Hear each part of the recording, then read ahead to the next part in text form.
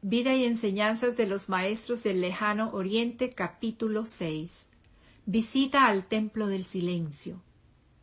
Como teníamos un considerable trabajo que hacer antes de cruzar los Himalayas, decidimos que el lugar más adecuado para instalar nuestro cuartel general era este pueblo, Asmá. El compañero que habíamos dejado en el pueblo para observar a Emilio se unió a nosotros aquí e informó que él había conversado con Emilio hasta cerca de las 4 del día que éste debía recibirnos en Asmá. Su cuerpo quedó inactivo y reposó sobre un diván como dormido. Estuvo en esta postura hasta las 7 de la tarde, cuando gradualmente se hizo más tenue y desapareció. Fue en este momento de la tarde cuando Emilio se unió a nosotros en el alojamiento del pequeño pueblo. La estación no estaba bastante avanzada para que intentásemos cruzar la montaña. Me refiero a nosotros como comprenderán. Con esto me refiero a los miembros de nuestro grupo, que llegamos a considerarnos como meros impedimentos. Comprendimos que nuestros 3 grandes amigos advertirán que los llamo grandes porque realmente lo eran, habrían podido cubrir la distancia en menor tiempo que a nosotros nos tomaría, pero no se quejaban. Hicimos muchas pequeñas excursiones desde el cuartel general con Just y con Nepro acompañándonos, y en cada ocasión mostraron sus excelentes cualidades y valor. En una de estas excursiones, Emilio, Just y Nepro nos acompañaron a un pueblo donde estaba situado un templo conocido como Templo del Silencio, el templo no hecho por mano humana. Este pueblo contiene el templo y las casas de los servidores y está situado en el lugar de un antiguo pueblo que había sido asolado por hordas de animales salvajes y epidemias. Se nos contó que los maestros visitaron este lugar y encontraron unos pocos habitantes residuales de los 3,000 que eran previamente. Ellos atendieron a esta gente y a las hordas de animales salvajes y las epidemias cesaron. Los pocos aldeanos hicieron votos de que si ellos eran protegidos, dedicarían desde entonces sus vidas a Dios, sirviéndole en cualquier modo que eligiese. Los maestros partieron y cuando retornaron más tarde, encontraron erigido un templo con servidores a cargo de él. El templo es muy bello, situado sobre una elevación que domina una vasta extensión del país. Tiene unos 6,000 años de antigüedad y está construido de mármol blanco, no necesitando jamás ser reparado, ya que cuando una pieza se desconcha, se reemplaza ella misma, como fue comprobado por miembros de nuestro grupo. Emilio dijo: «Este se llama el Templo del Silencio, el lugar de poder. Silencio es poder, porque cuando penetramos en el lugar del silencio de la mente, hemos alcanzado el lugar de poder, el lugar donde todo es uno, el único poder, Dios. Permaneced silenciosos y sabed que yo soy Dios». El poder disperso es igual a ruido. El poder concentrado es silencio. Cuando a través de la concentración, dirigiéndola a un centro, hemos concentrado todas nuestras fuerzas en un punto, contactamos a Dios en el silencio, somos uno con Él y por tanto uno con todo poder. Esta es la herencia del hombre. Yo y el Padre somos uno. Hay tan solo un modo de ser uno con el poder de Dios y es el de contactar conscientemente con Dios. Esto no puede hacerse en el exterior porque Dios se manifiesta internamente. El Señor está en su templo sagrado, que toda la tierra se mantenga en silencio delante de Él. Solamente cuando pasamos de lo externo al silencio interno, podemos esperar hacer una consciente unión con Dios. Comprenderemos que su poder es para que lo usemos y lo usaremos en todo momento. Entonces sabremos que somos uno con su poder. Entonces comprenderemos a la humanidad. El hombre aprenderá a desembarazarse de autodesilusiones y vanidades. Comprenderá su ignorancia y pequeñez. Entonces estará preparado para aprender. Comprenderá que no se puede enseñar el orgullo.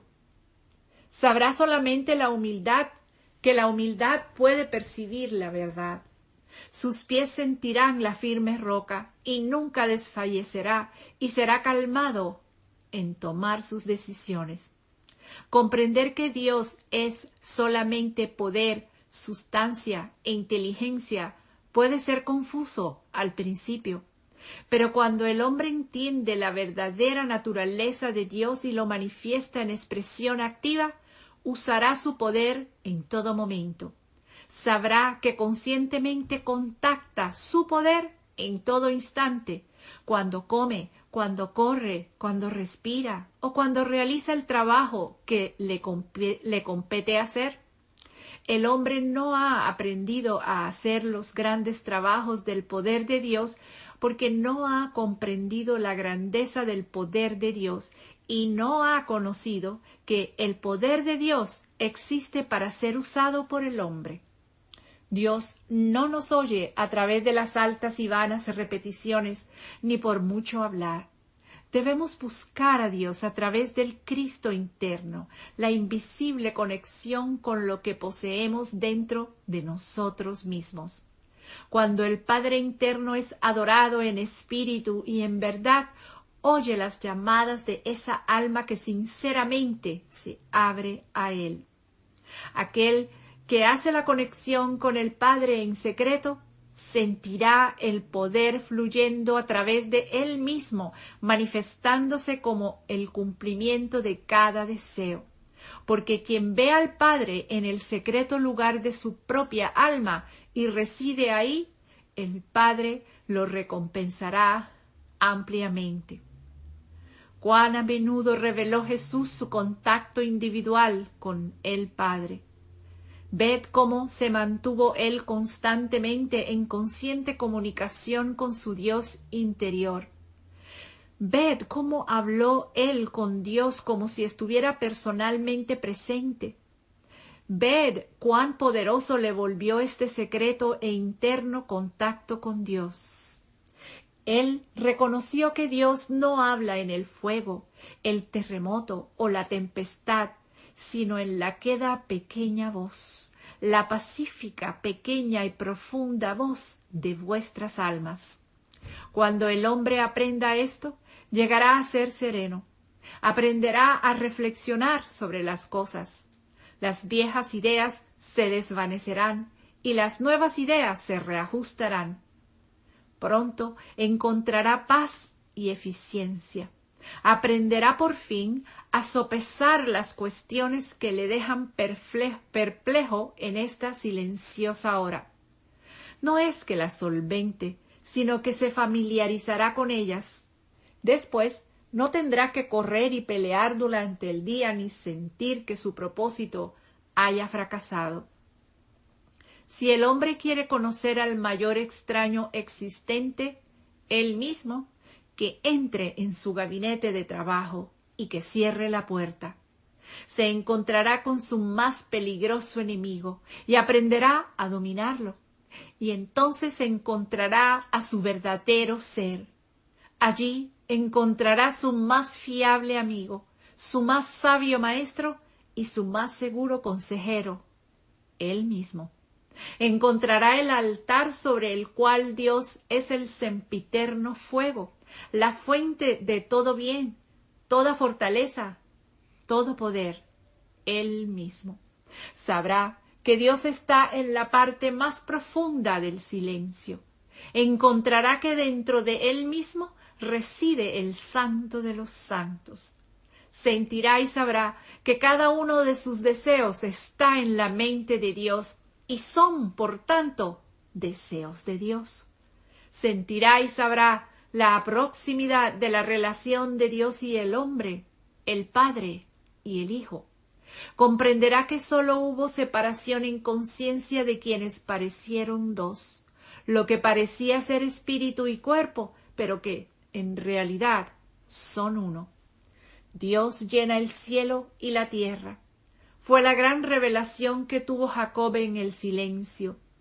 Él se había dormido en la piedra del materialismo. En un gran estallido de iluminación vio que lo externo es tan solo la expresión material de la imagen sostenida internamente. Tan impresionado quedó con esto que dijo en voz alta: seguramente que el Señor, o la ley, está en este lugar, tierra y cuerpo, y yo no lo sabía. Esta no es otra que la casa de Dios, y es la puerta para el cielo. El hombre reconocerá, como dijo Jacob, que la puerta auténtica hacia el cielo está en su propia conciencia. Ella es la escalera de la conciencia revelada a Jacob, que cada uno de nosotros debe subir antes de entrar a ese silencioso y secreto lugar del más alto y encontrar que estamos en el mismo centro de cada cosa creada, uno con todas las cosas visibles e invisibles dentro de la omnipresencia. En la visión de Jacob fue mostrada la escalera que subía de la tierra al cielo. Él vio ángeles de Dios descendiendo y ascendiendo sobre ella, las ideas de Dios descendiendo del espíritu a la forma y ascendiendo de nuevo. Fue la misma revelación que tuvo Jesús cuando los cielos fueron abiertos y vio la maravillosa ley de la expresión por la cual las ideas concebidas en la mente divina se exteriorizan y manifiestan como formas.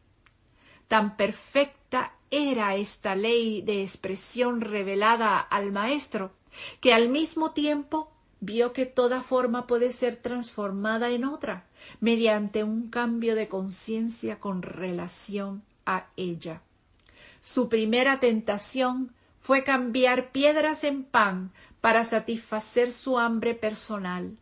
Pero con la revelación de esta ley de expresión, llegó la comprensión que las piedras, lo mismo que toda otra forma visible, provienen de la sustancia mental universal, Dios, y son en sí mismas auténticas expresiones de la mente divina.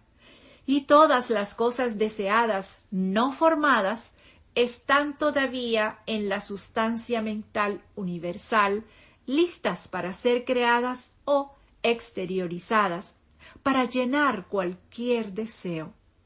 Por ello, la necesidad de pan tan solo mostró que la sustancia para crearlo o crear cualquier otra cosa necesaria está al alcance de la mano sin límites, y el pan puede ser creado de esta sustancia justo lo mismo como pueden ser creadas las piedras.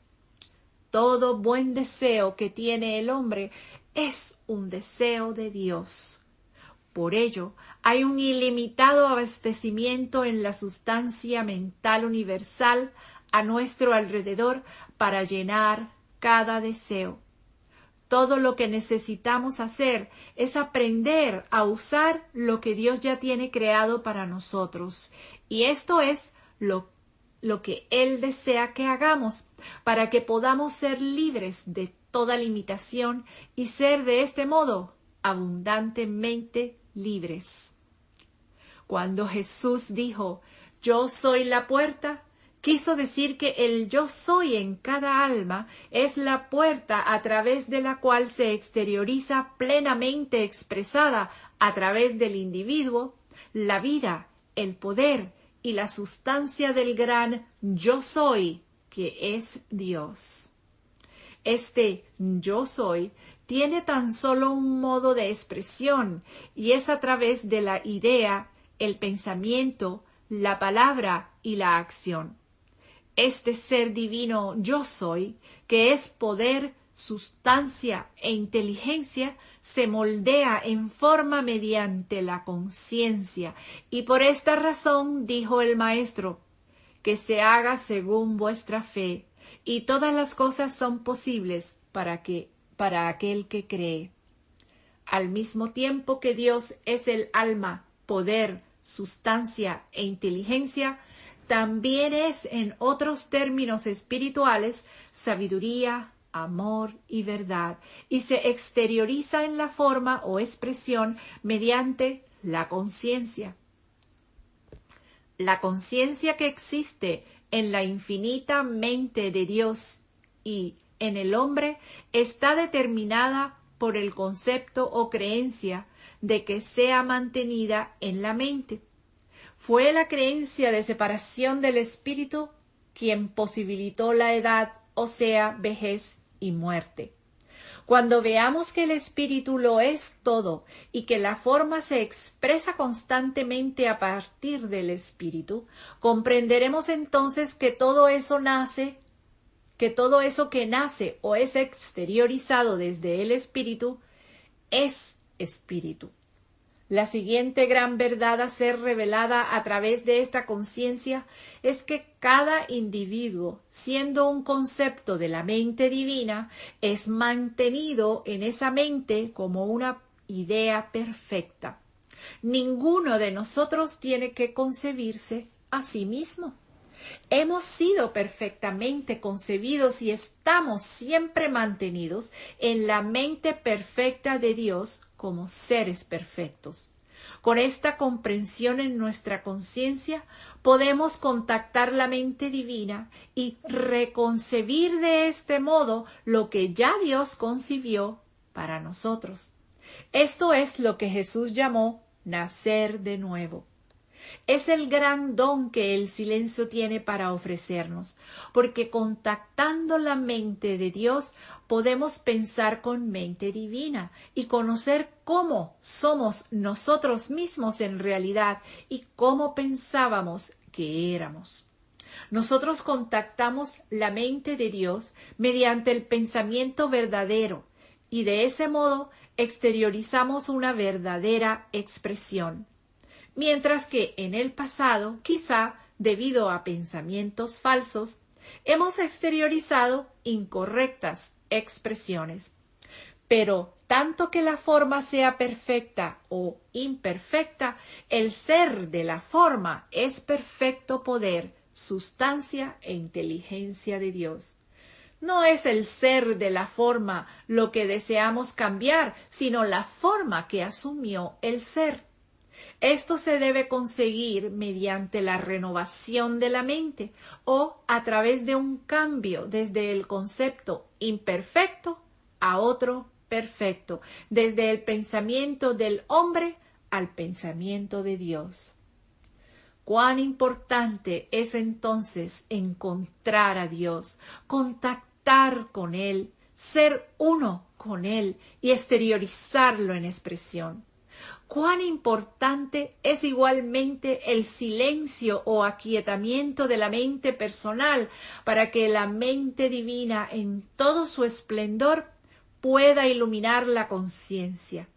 Cuando se logra, entonces comprendemos cómo el sol de la justicia se eleva trayendo curación en sus alas. La mente de Dios inunda la conciencia, del mismo modo que la luz del sol inunda una habitación a oscuras. La infusión de la mente universal en la mente personal es como la llegada a la inmensidad del aire exterior, de la impureza de algo que ha sido mantenido por largo tiempo en un lugar cerrado. Esta mente permanece sola, suprema, y comprendemos que debemos construir tan solo un templo.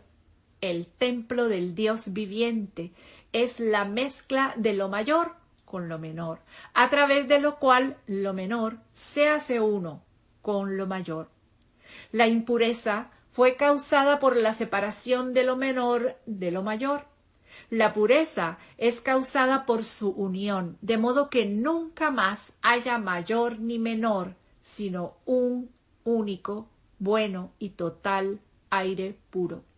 Incluso así debemos saber que Dios es uno con todas las cosas visibles e invisibles, son una con Él. Es la separación de Él lo que causa el pecado, la enfermedad, la pobreza y la muerte. La unión con Él lleva a uno a ser un ser total o consciente de todo. Recordemos que debemos saber que Dios es uno y todas las cosas visibles e invisibles son una con Él. Es la separación de Él lo que causa el pecado, la enfermedad, la pobreza y la muerte. La separación de la unidad es el descenso de los ángeles en la escalera de la conciencia. El retorno a la unidad es el ascenso de los ángeles escalera arriba. El descenso es bueno porque la unidad puede expresarse en la diversidad, pero la diversidad no debe haber, pero en la diversidad no debe haber conceptos de separación. La diversidad ha sido malentendida desde lo personal o externo punto de vista como separación. El gran trabajo de cada alma es elevar el punto de vista personal a tales alturas en conciencia que llegue a ser uno con el todo. Cuando todos puedan reencontrarse en un mismo acuerdo y lugar, es el lugar en conciencia donde es comprendido que todas las cosas visibles e invisibles tienen su origen en el Dios uno, entonces se habrá llegado al monte de la transfiguración. Primero vemos a Jesús y con él a Moisés y a Elías, o con la ley y la profecía, y después el Cristo, el poder del hombre para conocer a Dios. Y soñamos en construir 3 templos, pero el significado profundo de la visión aparece. Se nos permite comprender la inmortalidad del hombre y saber que esa divinidad nunca se pierde, que ese hombre divino es inmortal y eterno. Después Moisés, o sea, la ley, y Elías, la profecía, desaparecen, y el Cristo permanece supremo y solo, y comprendemos que tan solo es necesario crear un templo, el templo del Dios viviente, dentro de nuestros mismos seres. Entonces el Espíritu Santo llena la conciencia y las ilusiones sensuales del pecado, la enfermedad, la pobreza y la muerte dejan de existir.